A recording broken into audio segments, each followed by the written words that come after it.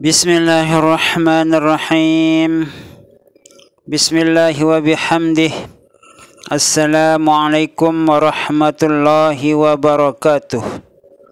Para subscriber yang dirahmati oleh Allah Subhanahu wa ta'ala, semoga kita selalu dalam keadaan sehat walafiat, panjang umur, murah rizki yang halal, selamat dunia wal akhirah, mati dalam husnul khatimah, mati dalam husnul khatimah, mati dalam husnul khatimah, masuk surga bi ghairi hisab, masuk surga bi ghairi hisab, masuk surga bi ghairi hisab, selalu dalam ridha dan maghfirah Allah Subhanahu wa ta'ala fid dunya wal akhirah, selalu dalam pemeliharaan Allah Subhanahu wa ta'ala dari segala macam mara bahaya dunia dan akhirah. Amin, amin, amin, amin. Allahumma amin ya Allah ya Rabbal alamin. Istajib du'ana ya Allah, istajib du'ana ya Allah, istajib du'ana ya Allah. Agisna, agisna, agisna ya Allah ya Rabbal alamin. Alhamdulillah wa syukrulillah, kita masih diberi umur yang panjang dalam kondisi keadaan sehat walafiat, dalam situasi yang aman, tentram, walaupun kita dengar situasi ekonomi yang begitu parah di berbagai belahan dunia ini. Tidak terkecuali di Indonesia ini banyak orang-orang atau pengangguran-pengangguran disebabkan karena pekerjaan yang sulit untuk bangsa Indonesia. Namun dalam situasi dan kondisi yang demikian ini, kita banyak-banyak bersabar dan bersyukurlah atas nikmat-nikmat Allah yang diberikan kepada kita.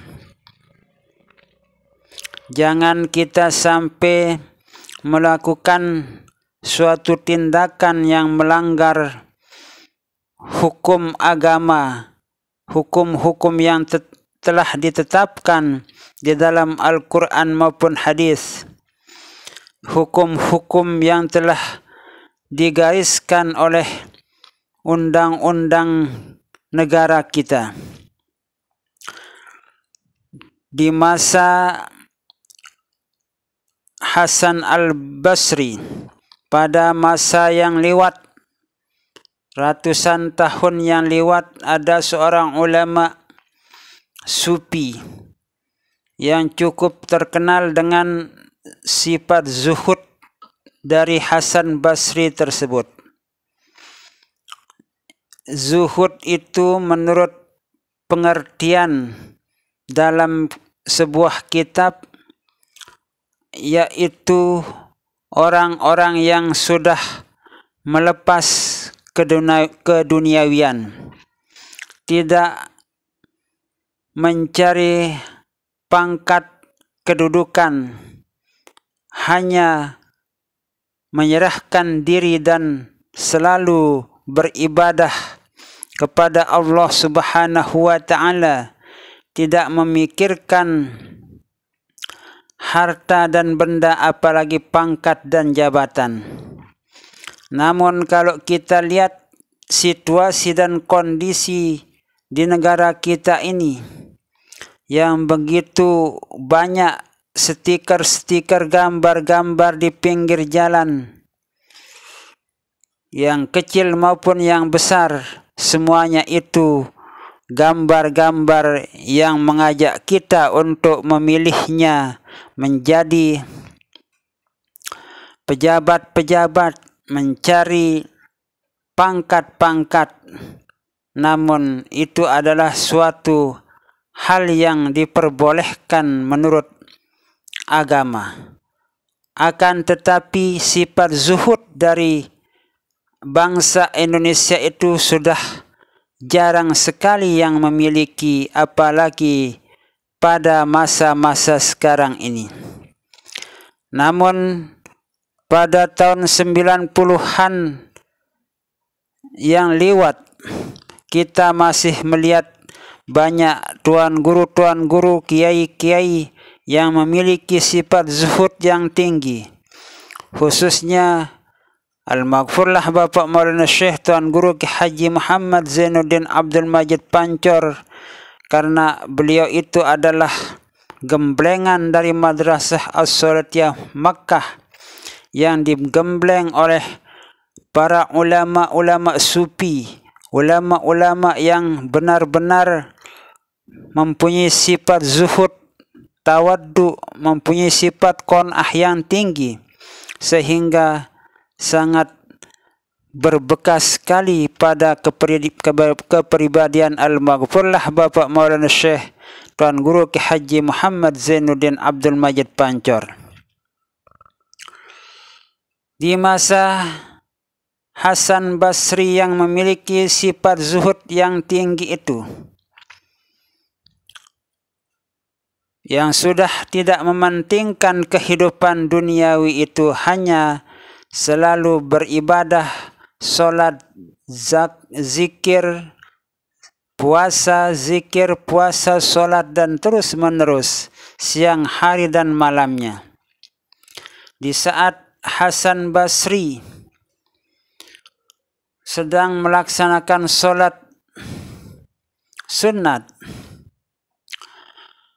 terdengar suara yang sangat mencurigakan bagi Hasan Basri pada saat itu. Sepertinya ada orang lain yang mengganggu ibadah yang sedang dilaksanakan oleh Hasan Basri, yang ternyata pada waktu itu ada seorang pencuri yang sedang mengendap-endap ingin mencuri harta kekayaan yang dimiliki oleh Hasan Basri. Padahal Hasan Basri tidak menjadi orang yang kaya, namun karena Hasan Basri itu memiliki harta yang cukup untuk digunakan dalam beribadah kepada Allah Subhanahu wa Ta'ala, akan tetapi pencuri pun datang kepada Hasan Basri. Lalu Hasan Basri mempercepat solat sunatnya itu agar mengetahui apa yang sebenarnya terjadi di dalam rumahnya itu. Kemudian setelah selesai solat, Hasan Basri menengok-nengok utara, selatan, timur, barat, yang ternyata dilihatnya adalah seorang pencuri yang sedang mengendap-endap di dalam pekarangan rumah Hasan Basri. Lalu pencuri itu dipanggil oleh Hasan Basri. "Wahai Fulan bin Fulan, kesinilah kamu. Saya akan berikan kamu sesuatu yang lebih baik dari apa yang kamu inginkan." Di saat itu Hasan Basri memerintahkan orang tersebut untuk mengambil seember air. Kemudian air tersebut disuruh oleh Hasan Basri untuk mempergunakan air tersebut melaksanakan wudhu. "Gunakanlah air tersebut, wahai Fulan bin Fulan, untuk berwudhu. Maka nanti kamu akan mendapatkan hasil yang lebih baik dan jauh lebih baik dari apa yang kamu inginkan." Kemudian pencuri tersebut melaksanakan perintah apa yang diperintahkan oleh Hasan Basri. Pencuri itu pun melaksanakan wudhu dengan baik dan sempurna. Kemudian setelah melaksanakan wudhu, diperintah lagi untuk melaksanakan salat sunat. Lalu kemudian pencuri itu pun menginginkan apa yang diperintahkan melaksanakan apa yang diperintahkan oleh Hasan Basri, karena pencuri itu menginginkan sesuatu yang lebih baik dari apa yang dicarinya. Di saat pencuri itu sedang melaksanakan sholat, lalu Hasan Basri pada saat itulah berdoa kepada Allah Subhanahu wa Ta'ala, bermohon kepada Allah Subhanahu wa Ta'ala, semoga Fulan bin Fulan ini menjadi orang yang benar-benar bertaubat kepada Allah Subhanahu wa Ta'ala dan meninggalkan semua yang dilarang oleh Allah Subhanahu wa Ta'ala. Lalu kemudian setelah Hasan Basri berdoa dengan ikhlas, khusyuk dan benar-benar mengharap doa Hasan Basri itu dikabulkan oleh Allah Subhanahu wa Ta'ala, pencuri itu pun selesai melaksanakan sholat 2 rakaat. Namun apa yang terjadi setelah pencuri itu melaksanakan sholat sunat 2 rakaat? Yang ternyata pencuri itu menginginkan untuk melaksanakan sholat sunat lagi dan terus menginginkan sembahyang sholat sunat sampai pagi harinya. Itu yang diminta oleh pencuri itu kepada Hasan Basri. Wahai Hasan Basri, saya ingin tinggal di rumahmu untuk menambah terus sholat sunat yang aku kerjakan ini. Ternyata sholat sunat yang kamu perintahkan, hai Hasan Basri, sungguh jauh lebih nikmat dibandingkan dengan apa yang aku cari-cari selama ini. Itulah ucapan si pencuri tersebut kepada Hasan Basri. Kemudian setelah pagi harinya, Hasan Basri meminta kepada si pencuri itu untuk meninggalkan rumah Hasan Basri karena sudah selesai melaksanakan apa yang diinginkan oleh pencuri tersebut. Namun apa yang diinginkan oleh pencuri tersebut? Wahai Hasan Basri, aku minta kepadamu, hai Hasan Basri, untuk tinggal beberapa hari lagi di rumahmu. Aku akan selalu melaksanakan puasa, zikir, dan sholat sunat akan aku kerjakan setiap malamnya. Lalu kemudian Hasan Basri mengizinkan orang tersebut untuk tinggal beberapa hari lagi di rumah Hasan Basri. Yang ternyata orang tersebut pada siang harinya rajin melaksanakan puasa sunat, kemudian terus berzikir memohon ampun kepada Allah Subhanahu wa Ta'ala, benar-benar taubat, memohon ampunan kepada Allah Subhanahu wa Ta'ala, dan di malam harinya selalu melaksanakan sholat sunat dan terus melaksanakan sholat sunat. Dan setelah sekian hari dilaksanakan apa yang diminta oleh pencuri tersebut atau orang tersebut, maka orang tersebut minta pamitan kepada Hasan Basri untuk kembali ke rumahnya.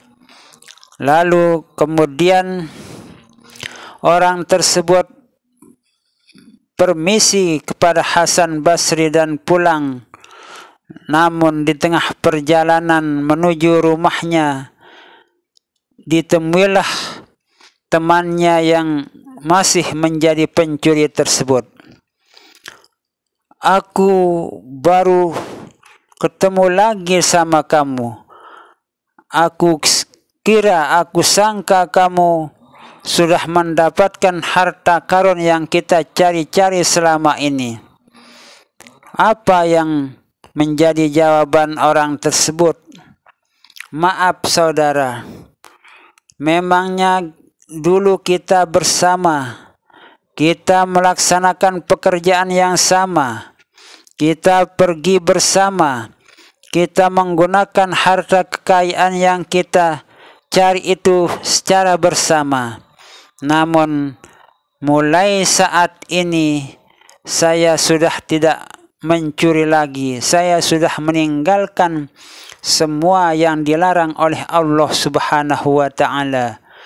Berkat bimbingan dari Hasan Basri di rumah Hasan Basri, di waktu saya ingin mencuri di rumah Hasan Basri, dan ternyata saya mendapatkan yang jauh lebih baik dari apa yang kita cari-cari selama ini. Inilah hasil dari apa yang pernah diajarkan Hasan Basri kepadaku. Aku akan bersembunyi, tidak akan keluar rumah kecuali untuk mencari barang harta benda yang saya gunakan untuk beribadah kepada Allah Subhanahu wa taala. Saya tidak akan keluar dari rumah kecuali untuk beribadah kepada Allah Subhanahu wa taala. Nah, itulah sebagian dari peringatan kepada kita semua agar jangan kita itu terlalu menginginkan harta kekayaan dunia yang menyebabkan kita itu terjerumus ke dalam kehinaan, ke dalam kesengsaraan, ke dalam neraka dunia, apalagi neraka akhirat yang sangat membahayakan bagi kehidupan kita dunia dan akhirat.